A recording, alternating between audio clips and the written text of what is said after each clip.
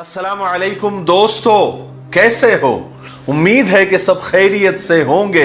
अल्लाह आप लोगों को ऐसे ही खुश रखें। आज मेरे लिए बड़ी खुशी का दिन है कि आज मेरी बात कर्नाटक की शेरनी जिसे कहा जा रहा है, बल्कि कहा जाता रहेगा, जिसके चर्चे आजकल हर खास व आम की जबान पर है, जिसके दिलेरी के, जिसके हौसले के, जिसकी हिम्मत के चर्चे हर एक की जबान पर आज हो रहे हैं और पिछले कई दिनों से हो रहे हैं। आप समझ गए होंगे, हाँ बिल्कुल सही, वही बेटी मुस्कान से आज मेरी बात हुई, वीडियो कॉल पर बात हुई।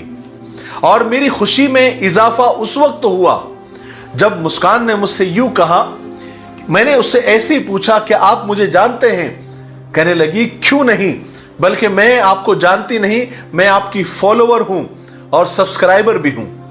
मैं आपकी वीडियोस हमेशा देखती हूं और लाइक भी करती हूं, मुझे बहुत कुछ सीखने को मिलता है। और यही बात मुस्कान के वालिद ने भी मुझसे कही।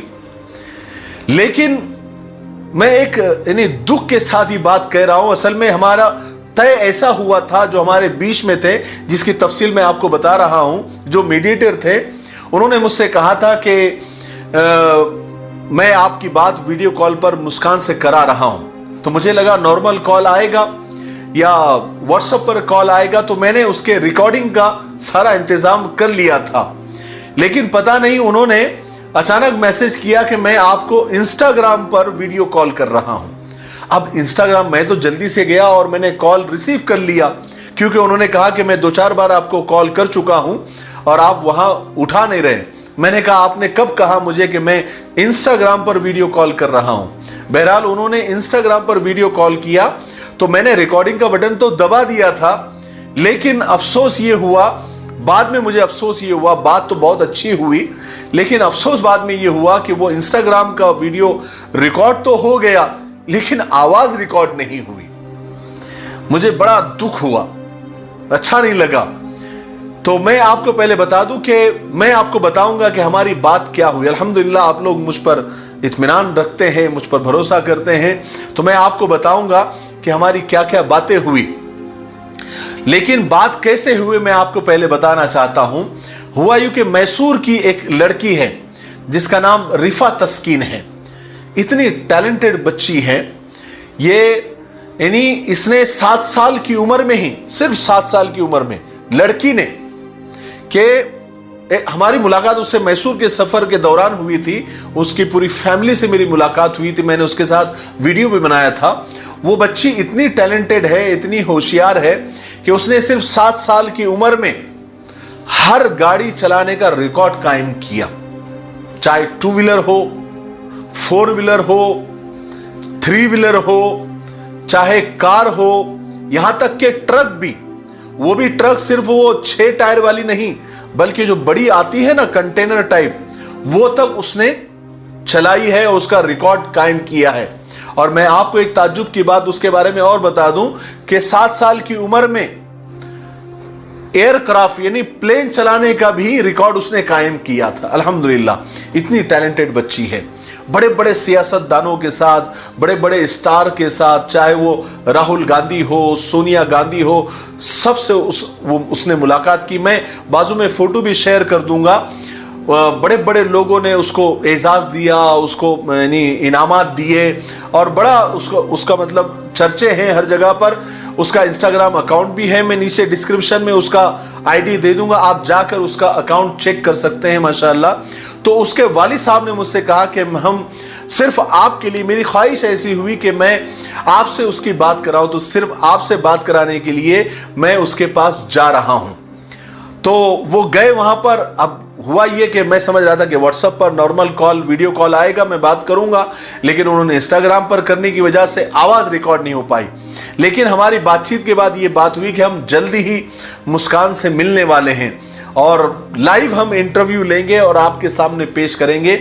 और जितनी बातें आज हुई है हम फिर से दोहरा लेंगे, और उसके अलावा भी बहुत सारे मुद्दों पर बात हमने किए। तो उनके वालिद, रिफा तस्कीन के वालिद ने हमारी बात उनसे कराई। तो मैं आपको बताता हूं कि बेटी मुस्कान से हमारी क्या क्या बात हुई। सबसे पहले मैंने उसे मुबारकबाद पेश की। उसके हिम्मत को, उसके हौसले को सलाम किया, क्योंकि काम ही उसने ऐसा किया है।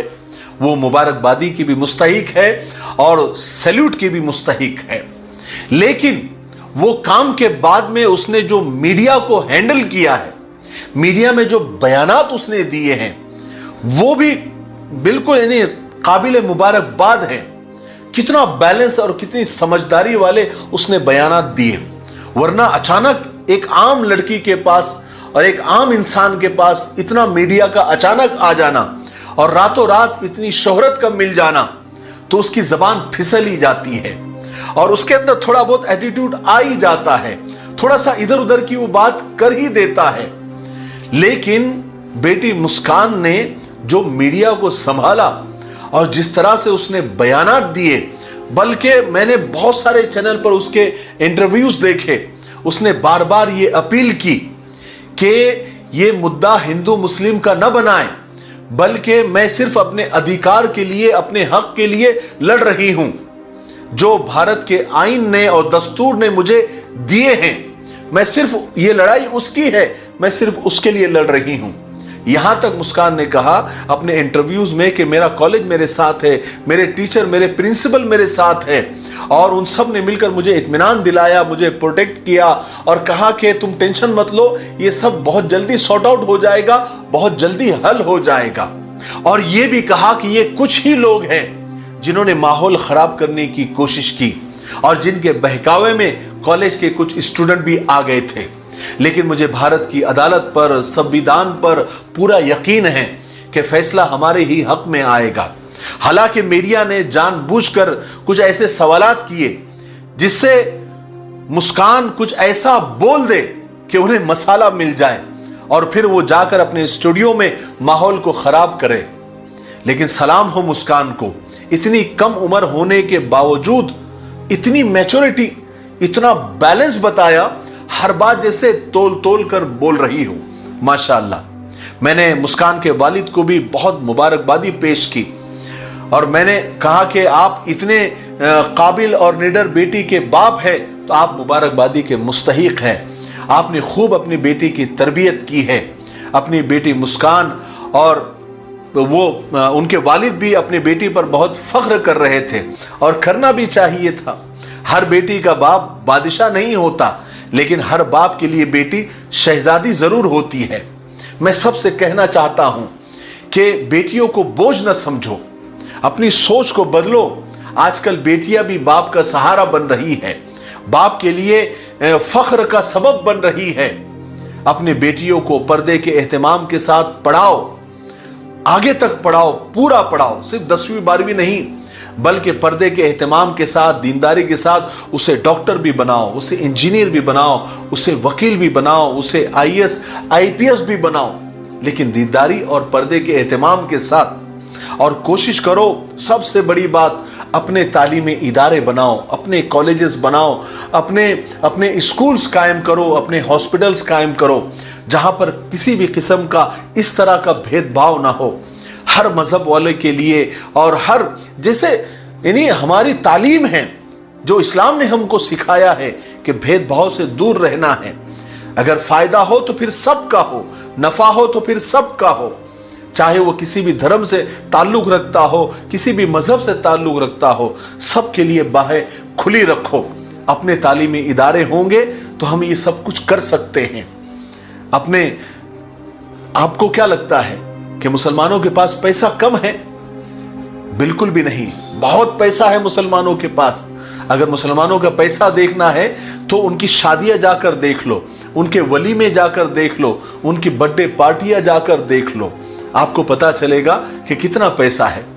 पैसा कमाना भरपूर आ गया, बस पैसे का इस्तेमाल नहीं आया। हमें पैसे का इस्तेमाल अब वक्त आ गया है कि कॉलेज बनाने के लिए भी करना चाहिए, स्कूल बनाने के लिए भी करना चाहिए, तालीमी इदारे कायम करना चाहिए, हॉस्पिटल्स कायम करने चाहिए। इसकी भी बेहद और सख्त ज़रूरत है। ठीक है, मुझे उम्मीद है कि आज की बातों से मुझे तो बेहद खुशी हुई। मैंने कहा कि मैं भी जो कुछ हुआ आपके साथ शेयर कर दूं, तो मैंने शेयर कर दिया। मुझे उम्मीद है कि आज की बातों से भी हम सबको बहुत कुछ सीखने को मिला होगा। तब तक मेरे लिए, पूरी उम्मत के लिए, पूरी इंसानियत, पूरी मानवता के लिए और हमारे प्यारे मुल्क भारत के लिए और यहाँ की अमन शांति के लिए, तरक्की उन्नति के लिए खूब दुआएं करते रहे। अस्सलामु अलैकुम व रहमतुल्लाहि व बरकातुहू।